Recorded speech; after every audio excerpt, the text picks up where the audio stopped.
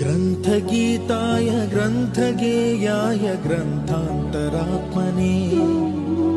गीतलीनाय गीताश्रयाय गीतवाद्यपटवे गेयचरिताय गायकवराय गन्धर्वप्रियकृते गायकाधीन विग्रहाय गङ्गाजलप्रणयवते गौरीस्तनन्दनाय गौरीहृदयनन्दनाय गौरभानुसुताय गौरीगणेश्वराय